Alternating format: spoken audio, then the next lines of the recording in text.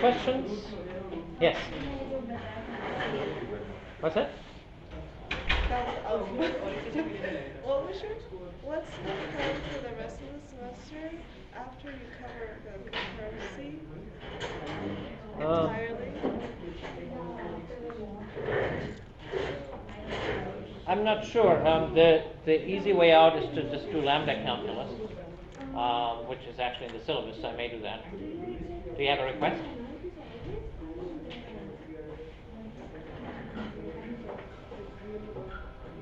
I was just wondering. Okay. So that was my initial thought, but I'll be glad to do whatever anyone wants me to do. So what is this discussion about? She wanted to know what I'm going to do after concurrency. So I said by default I'll do lambda calculus. Lambda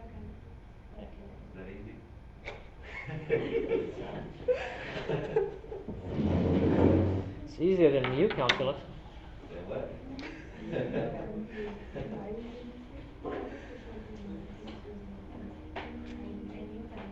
Okay. Other questions? So can you basically give us the rough schedule that you have in your mind? I could update the schedule page. Yeah, that's what we. Yeah. And you would need some time for the project before the next homework starts. Are we having another homework? Yes. Two. Two more? Two? One about concurrency and one about lambda calculus. So whatever it is that we're going to be doing.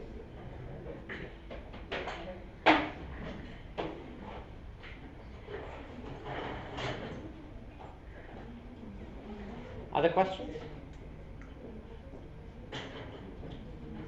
Oh, the other thing we can do is type variants if anyone prefers that. So those are both good subjects. I'll think about that. All right, so let me move into what I actually wanted to talk about. Maybe then. So we're going to be talking about actors. So as we know, Java style locking is somewhat error prone, and you've seen how error prone it is from the lab we had on Tuesday. That we're halfway through the lab. Everyone had a program that was messed up in a different way, and so the culprit of all of that was shared state. In that lab, we needed to update some common data structure with the result of all of these bits and pieces that did work. They all computed some part of the answer. At some point, the entire answer needs to be composed out of these bits and pieces. And what are you going to do? If some thread is done, it needs to do that update. Lots of threads are done. They all update some information, but then when you have these shared data structures, it's dangerous. You have to do locking. You have to do it right, and so it's not so great. So the people who came up with this actor model said, we're just going to do it completely different. We're going to make it so that we organize our computation into these individual entities that they just call actors, and so that the actors don't share any state. That every actor has its own local state, but they never share any state with anyone else. So then what if one actor is done with some computation? So an actor, say, has figured out all of the information about a set of files, say. Then that actor needs to contact some other actor and send a message to that other actor and say, here, other actor, here's the result of what I have right now. And then it's up to the other actor then to receive that message and to do something with it. But because the message gets transferred from one to the other, the first one gives up ownership, the second one has it. There's no shared state. But are you not limiting your concurrency? Well, that's a good question. Whether there might be things that simply cannot be computed with that model, but the theory people have figured out that that is not so. That anything that you can do one with, you can simulate like semaphores with actors, for example. And so you're not really restricting what you can do. But what certainly is true is that some computations that are natural to do with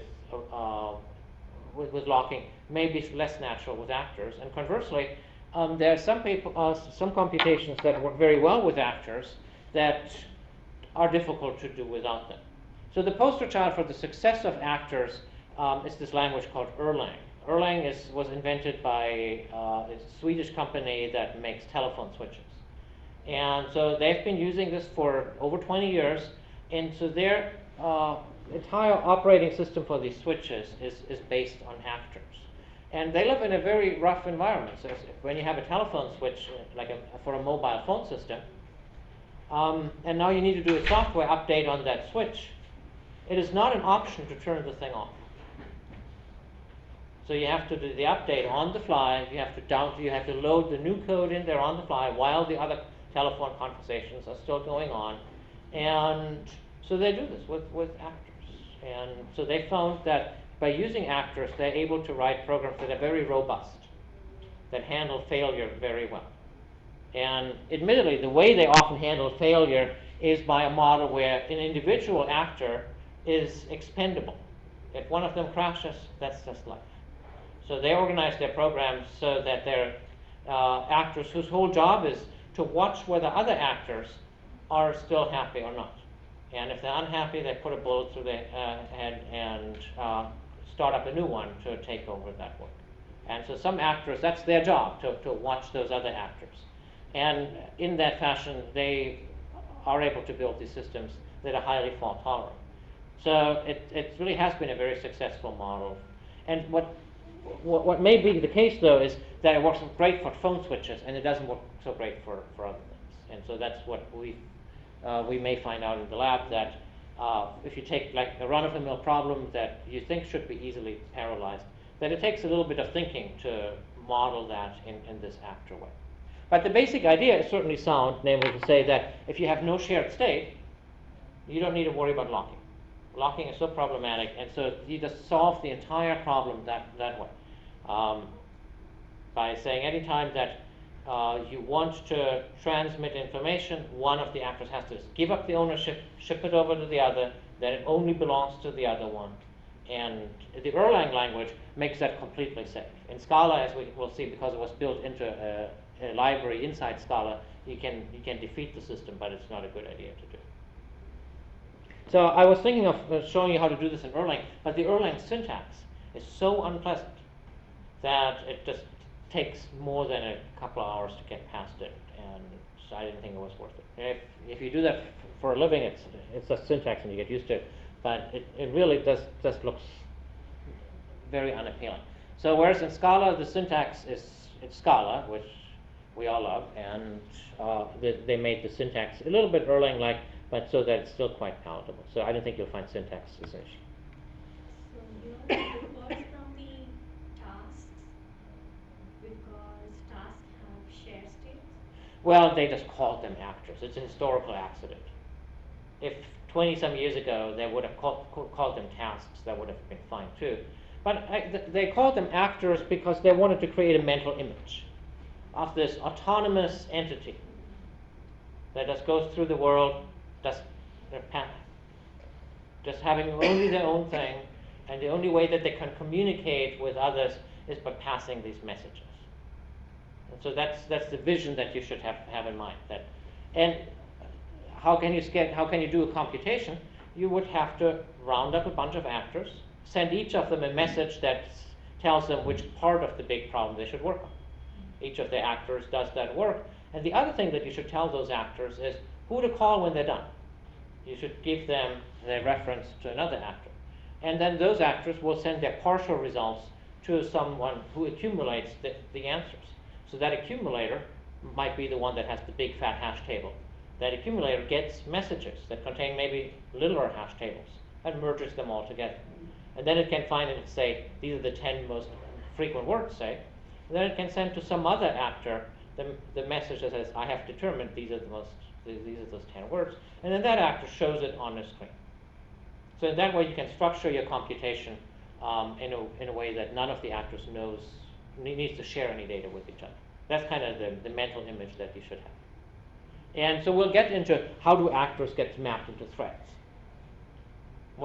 So the relationship between actors and tasks is pretty much one-to-one. What we called a task last time is what's happening. what's an actor in this model. And could they have called them tasks? They could have, but they just didn't. So what the other kind of interesting point about the Scala library is that in Scala, actors are not a part of the language. Erlang, actors are a language construct. An actor is kind of like a class or in Erlang. So there's syntax for it. There's syntax for message passing, for example. But in Scala, it's not like that. An actor is just an object that was instantiated from the actor class that's part of the library. So they built a library that does these actors. And they like to show off this as a part of the extensibility or scalability story of Scala. That the basic mechanisms that you have in Scala are sufficiently powerful to add new things into the language that where lesser languages had to just be invented from scratch just for this one feature. And the benefits are, of course, great, because as you'll see when you run through this lab, 90% of what you need to do is kind of mundane stuff that has nothing to do with actors, and for that you can use your regular old Scala knowledge to do those, and then you only have to learn one library. It's a lot easier to learn a library than it is to learn a whole new language. And so the Scala people like to tell the story that if you need to do some new domain-specific stuff, you should first see if you can't put it inside Scala. That way, someone who already knows the basics can take that knowledge and use it. So for example, right now Oracle is doing this Java FX thing for client-side GUIs. They came up with it about 6-7 years ago, and their first approach was to come up with a new language called Java FX Script. And it didn't work. No programmer wanted to learn it. Everyone said, I need a new programming language, like I need a hole in my head. And so it just never took off because it was a new language. And so now they try to make it into a Java library, but Java is just not powerful enough to have that extension mechanism. So to program that API in Java is like eating soup with a fork. But in Scala, you can do it just fine. So there's a Scala FX library that looks perfectly normal. And so if you ever had to do any of this work, which may be unlikely, who needs to do client-side user interfaces on a desktop these days? But if you did, Scala FX would be your ticket. So for actors, that's why I used the Scala actor library. It's a little weird around the edges, but it's easy to pick up and you get the basic idea. So if you so you construct an actor by instantiating some subclass of actor, and we'll see in a minute there's a way of making anonymous actors if that's too much trouble. If you have an actor, you send it a message with this exclamation mark syntax over here.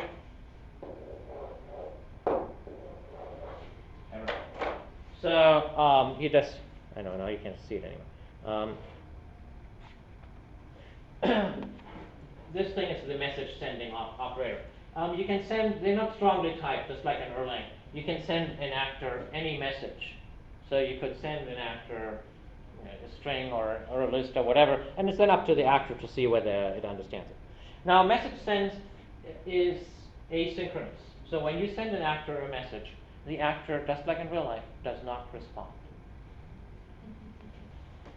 That message just gets put into the mailbox, and hopefully, eventually, the actor will get it out of the mailbox and do something in return. But it's a completely asynchronous call. The caller goes on with their regular thing. It does not block. So, and now there are blocking variants of it, but people who have experience with these actor-based systems said, don't even go there. Don't even think of blocking. It's your job as someone who uses this setup to design your task distribution in such a way that the blocking just doesn't happen. So the messages can be any object whatsoever, but usually people use case classes, and I'll give you some examples in a minute. Now let's go to what the actor does. So here I have a bank account actor that extends actor. It has to have an act method, and the act method can do anything at all. The act method is like the same thing as the run method of the task. But typically the act method has some kind of an infinite loop where the actor pulls out some message from the mailbox, analyzes the message, and then goes and pulls out the next. So here the loop does the following. If it finds, so I have three case classes here: deposit, withdraw, and inquire.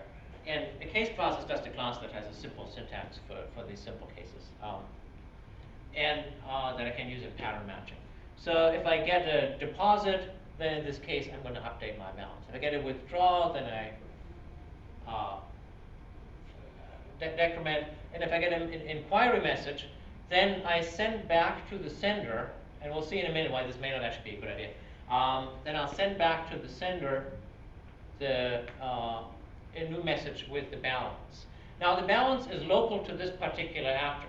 No one else can modify it. What if two people try to make a withdrawal at the same time? Then the first one sends a withdrawal message. The second one sends a withdrawal message. Both of those messages are in the mailbox. And then one of them will randomly come first. You don't know which way they're ordered. But there's no way of getting them to interfere with each other. The mailbox serializes the messages. Now that's in fact the same thing what the event dispatch thread does in a user interface. So that's why in a Swing user interface we don't worry about thread issues because all of the messages are serialized. It's the same thing. It's a standard trick to avoid synchronization issues. You put everything in a mailbox and then you pull them down one by one. So local variable, I guess I should have made it private. Let's make it private. And we have a message sent.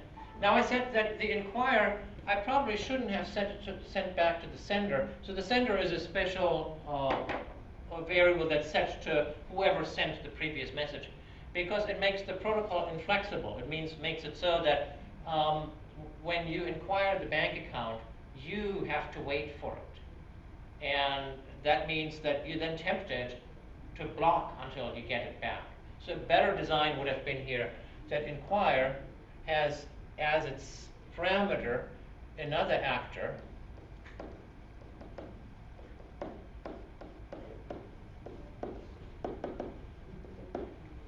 and that the inquire protocol would be that to say, I want to know how much money is in there and tell this actor. And then that way you're more flexible. You can nominate some other actor who then receives the answer. And that way it's not the sender itself that has to wait. So that would be a better way of doing it. Now from the point of view of the actor here, receive does block. So if there's absolutely no message coming at all, then the actor just sits there doing nothing, waiting for messages. And that's just the way it is. The idea is that the actors should be kind of designed. There's really two ways of having an actor. You can have an actor that just does a whole bunch of work, doesn't want to be, just gets initial instructions, does a whole bunch of work, and then doesn't really want to be bothered again. That's a perfectly useful actor. Or you want to have an actor like this one that does very, very little work and just gets messages once in a while, because then you can have lots and lots of them. So typically in an actor-based system, you have a huge number of actors, each of which almost never does any work. It's just like in real life. But they just wait there for messages, and every once in a while some message comes and they do their thing.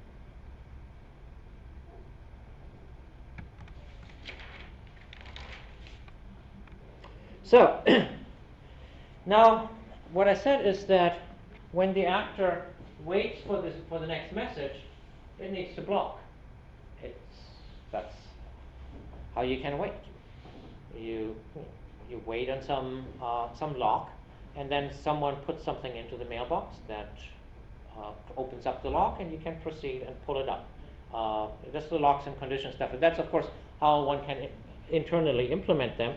But the problem with that is that way the number of actors that you can have is bounded by the number of threads that you have. People like to write programs with lots of actors, with many, many more actors than they have threads available. Like in a phone switch, you might want to have a different actor for every phone conversation, of which you have 1 million or so, and you might only have 1,000 threads that you want to work at the same time, even on that kind of hardware. So how do you map actors to threads? The trouble is that as soon as the actor blocks, and it's going to block all the time, every time it's on receive, where it spends most of its life, then it consumes a lock, which consumes a thread. And so that doesn't really work. And so they had to come up with some clever way on how to map multiple actors to a single thread. And in Erlang, that's kind of done automatically and behind the scenes, and you don't really see it. In Scala, unfortunately, you do see it, and it makes the library a little bit tricky to use. So let's see how we can do this. So let's look at a typical sequence here. The sender thread sends the deposit message to to some recipient. And now let's just say that, so the sender runs on some thread. And now let's play like a thought experiment. So we're doing a count deposit, which normally means just do that, which puts a message there, and we immediately go on in our normal way. But let's say we're going to actually try to do this deposit in our own thread. So what would we have to do? Is we would have to insert the thing into a mailbox. Well, we have to do more than that. We actually have to run the code that processes. Now, when you look at the previous slide, which I can't do without losing my stuff, you'll see that on the previous slide there was like a case statement, and a thing like that looks like this that has like a case.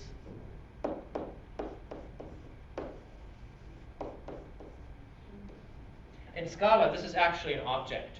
It's an object of type partial function. And it's possible in Scala to take this object, to stash it away in a variable, and to call it whenever you want to. So what actually receive does, even though it looks like it's kind of built-in syntax, receive takes this object and puts it somewhere. So we have this partial function here. So now I'm on the original thread. I can get my hands on the partial function for this that this actor is currently wanting to do work on, and then I can say, okay, let me just call this function. Well, actually, let me first of all see the partial function has one method that says, is it applicable for this argument? Where it simply checks whether it's one of the cases match. So I can say, is it applicable for this argument? And yes, it's willing to take a deposit, and then I can call it. So I just call it, I call this function, and then I move on, and now I've done something nice. I've been able to not just send my message, but actually have it handled, have it done its whole thing on the original thread. There was no new thread, there was no new block. It was done on the original thread. So that, of course, doesn't always work, but if the thread waits most of the time, in the case that it does wait, I can sense that, and I don't have to expand the thread. So let's see if I can always do that. This will always work, except if the actor inside its receive, if it blocks. So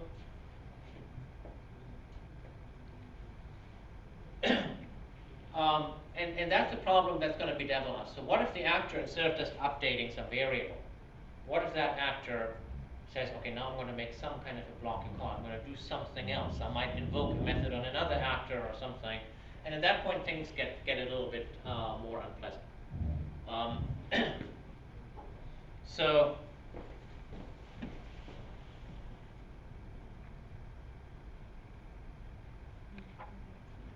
let's see if I can. So let's try to analyze this this thing here. So here the idea was that, so I have this actor that in the withdraw case, I call a method that I call to do withdraw, which is implemented here. And this method here checks whether the balance is okay. And otherwise, it again calls receive, which it can. And now it wants to wait until there is a deposit coming in. So it says, I'm not going to do the withdraw until there is another deposit coming in. Now that's something you might want to do, right? You might want to say, you don't want to overdraw the account. But that ruins the whole story of being able to do it on a single thread. Notice, by the way, this method is a little bit subtle. So I want to withdraw, say, $100. So I call do withdraw with $100. And say the balance is not sufficient. And now I'm waiting for another deposit. all I can do is I can wait for a deposit. I can't say wait for a sufficient deposit. So I'm waiting for a deposit. Let's say this one was for $50. And then I'm now calling myself recursively again to say I need to wait for another $50. So that way, eventually there'll be enough deposits that I can actually do my withdrawal. That's how this particular thing is set. But the trouble is, here I have a blocking call inside. So there was a receive in here that you don't see, then there's another receive in here. This receive blocks. And that would be really bad because that now means that my original thread, where I wanted to have a non-blocking call here, that it said, oh, I'll save myself a thread, I'll just do all the action in my own thread, and now I have myself blocked, and that's the wrong semantics. So how can you avoid the blocking? So they came up with this bizarre mechanism that works most of the time. Maybe it's not bizarre, but that's what they came up with. And they call that mechanism react. And so react does what I just said, that it takes the argument, that partial function, stashes it away, and now it'll execute whatever is in here. And now suppose this thing here contains some other blocking stuff. So let's say inside here we have now a nested react. Then what it's going to do is it's going to throw an exception. First of all, it's going to say, okay, it's another react, so it's going to associate this new partial function that comes in here with this particular actor's mailbox. And then after it has done this association, then it's going to throw an exception. There's some special exception that they cooked up for this case, that's going to kill the entire stack. And that way, and the outermost react, the outermost message send, there's an exclamation mark outside here. The method that implements the message send will catch that exception. And then the original thread, the one that called the message send, can continue. So the action is, you have the message send, you have a react, that react executes this partial function. That partial function calls another react, but that react would have to block, so instead it simply makes this association. It takes its partial function, puts this somewhere in the mailbox, then it blows itself up, and we get back here and we continue with the thread in the normal way. So that way we can have nested reacts in a safe way. It's just a little bit weird that you do it like that. And so in the common case that there is no blocking, everything is fine. In the case that there is a blocking by a nested react, everything is fine because we're taking care of that with this oddball termination. It has an impact on programming, namely that everything that you put inside React is a black hole. Because there's the possibility, in fact, there's certainty that after you're done with establishing this association, React simply establishes an association with the mailbox that says, if a message ever arrives, call it on this closure. And after that, it blows itself up. And so everything that you put inside inside here is a black hole, and one never gets to the next line. So it's a weird way of coding it. And so you have to be careful that if you want to do more work, you have to put it inside this partial function. Because there's no life after React. Just like in real life, there's no life after React. So that's the rule you have to remember. Now that's tougher than you might think. Look at this loop here. What's going to happen? The first time that React is called, what does it do? So, no, it doesn't even do that. React does not go inside. It takes this partial function and stashes it away somewhere so that someone can call it later. And then what does it do? It blows itself up. And that's what React does. It establishes the relationship, it blows itself up. That means the while loop is dead, it's gone. Yeah, it's a pile of bits. The function that called it is no longer running. So the first message will be handled, but the next message won't be handled. So this message is, you don't have the effect of the while true. That kind of makes it tough to make an infinite loop, or so it appears. So they came up with a trick for that. So I'm kind of lost here. Yeah. We are trying to solve the problem of one thread not waiting for some message to get executed, right? Yes. This is the answer to that. Yes. So the way that previous example that you showed, the way that it does is, suppose you have a message, a sender thread which is giving a message called deposit. Am I on the right slide? No, the previous one. You are. So Yeah. Sender thread starts. This is not an actor, it's a thread, right? It's a thread. So the thread starts. Oh, that thread has been going on for a long time. Okay, and then it encounters the statement of Yes. deposit. Yeah. So this basically means I'm sending a message to some actor. Yes. And the message is to deposit. But as in the previous slide, it's inside the receive. So what receive does is it puts in a variable and Yeah. and So let's actually, now that we've seen React, let's look at it in terms of React, Right. right? So this thread here contains some React, okay. and so what that React did is it has this partial function. Okay. So now my account thing right now has this partial function sitting there Right. as the current thing to be called when a message arrives. Okay. Okay, now the message is in fact arriving. Hmm. So I call this partial function on deposit. Okay. I call But then it just stashes it in. I call it inside a try block.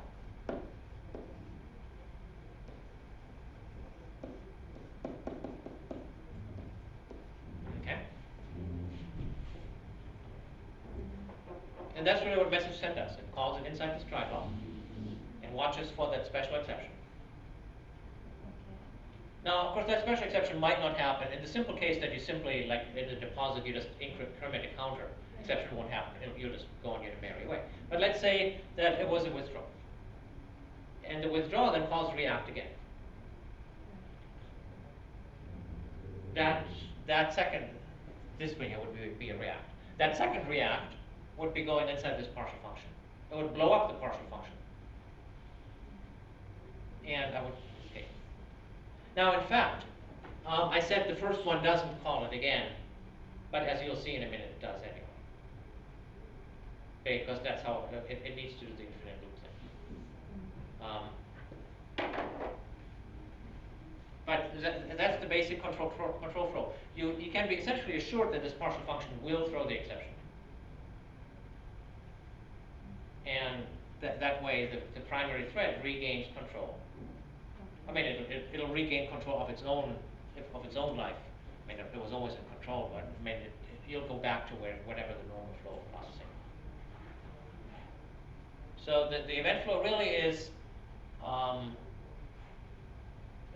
find out what function you need to call the function, wait for it to blow itself up, continue.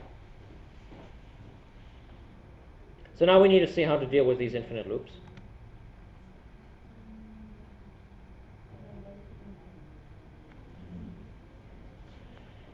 And so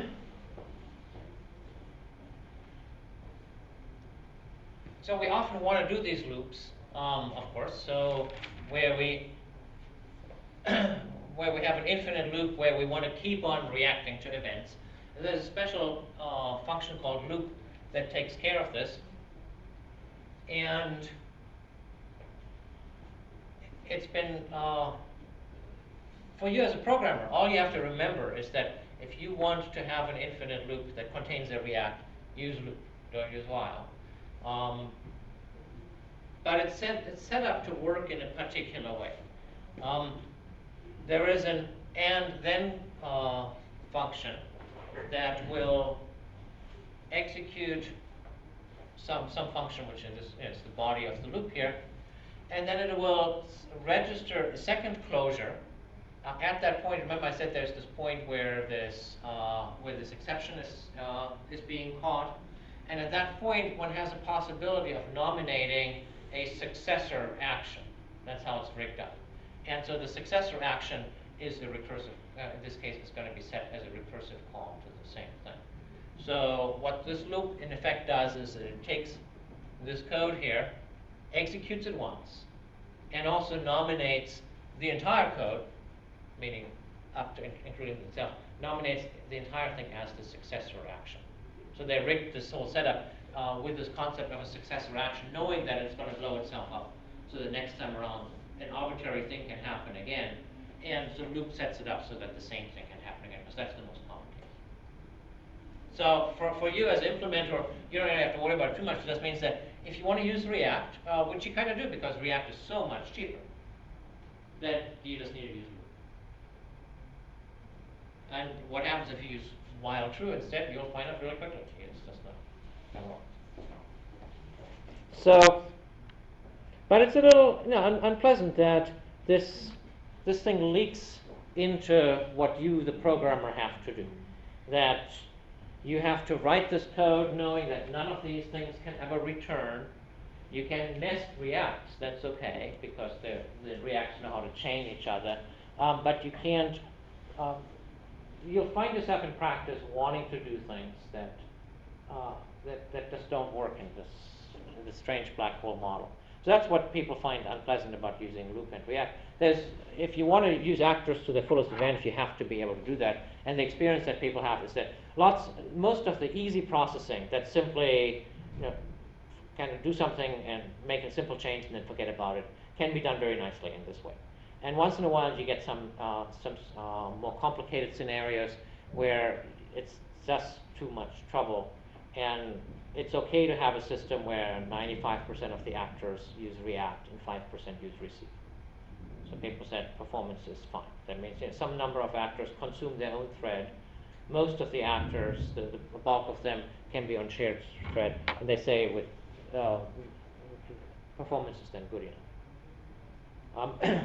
So that, in a nutshell, is the actor method. So notice that when you program with actors, an actor is an object. You can have methods for that object, but you shouldn't. Scala cannot enforce that. Scala cannot forbid you from implementing methods. But it's considered a big no-no. So when you have an actor, it should simply have no other methods. Because why shouldn't it have methods? So let's say I have a bank account actor.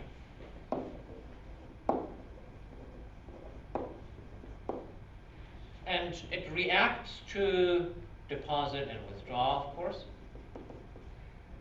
And let's say it also has a deposit method. Then it does what you think, it increments the amount.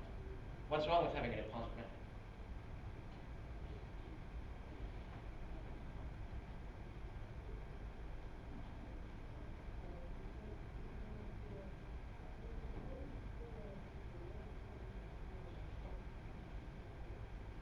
Someone could call it on another thread. 20 other threads could call it at the same time. And then they would invariably, unless you did inside this method, unless you actually established locks or conditions, you would have your data corrupted. That's against the whole idea. By only reacting on messages, messages are serialized, one message at a time. Methods are called on the caller's thread. And so that's bad. So these ones are on the caller's threads, because you could have callers from multiple threads. This one is on the actor's thread.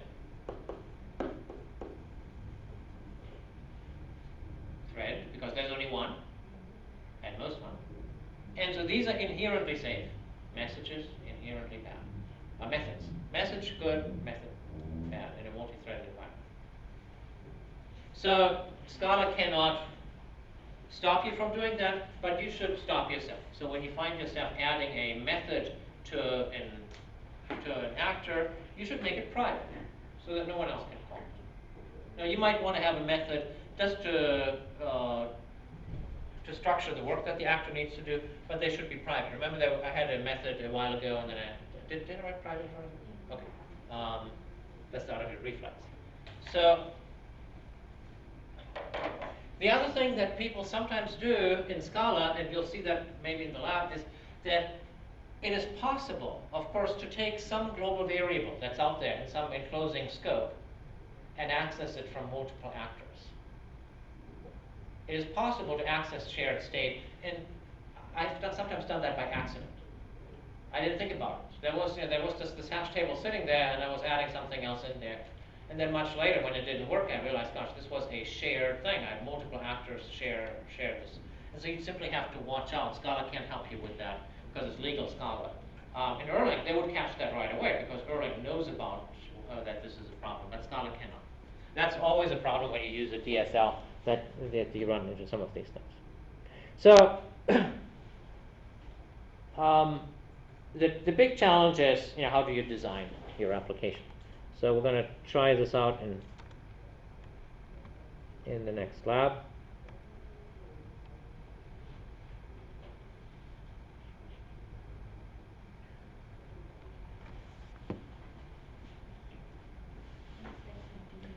So here we have a, and I think if I'm right, for simplicity, we're just not going to be using React right now. We'll just stick with Receive and leave React for more advanced work. So I'm having in my bank account actor, and I just want you to try it out.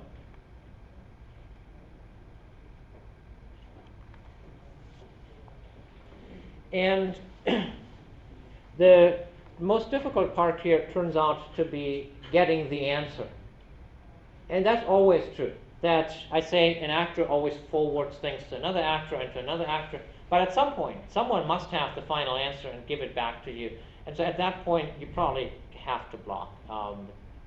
There seems to be no good way of not doing that. So over here, I'll show you how to do that.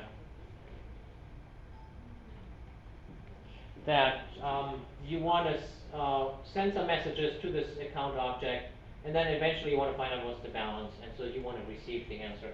And the way to do that is you need to be an actor to do those things. And you can make an anonymous actor with just an ad hoc action with the actor command.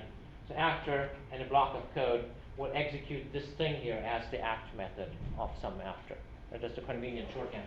So this particular actor should send some messages to the bank account, and then it should use the receive to wait for the answer. Yes, it's a blocking call and it's bad, but every program probably has to have one of these.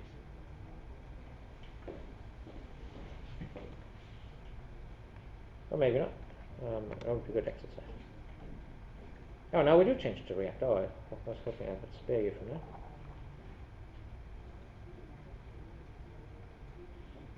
So now change all the receives to Reacts, and that's actually pretty trivial.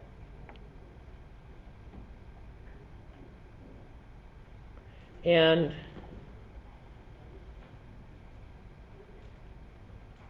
so now we have the situation that I have a React that's going to contain another React. And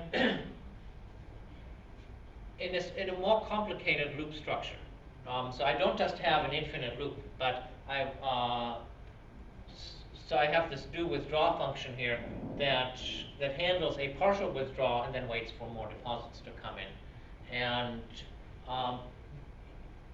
here, the way to get back to that point is to have a recursive call.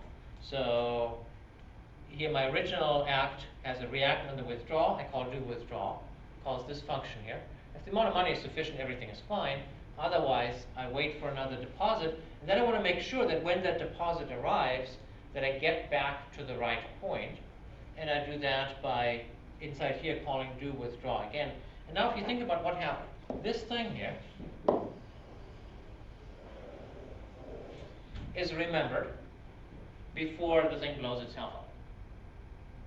Much, much later, a deposit message arrives, and then this thing is executed, and then I call the do withdraw again, and what it has done is this thing here, this thing is a closure. It remembers what this value was. And so it remembers how much the previous withdraw request was inside this closure. So I'm using this closure as a storage for the partial effects. Not the prettiest way of doing it, but it does work. All right, so I think that's as far as we're going to get today. So let's go for that.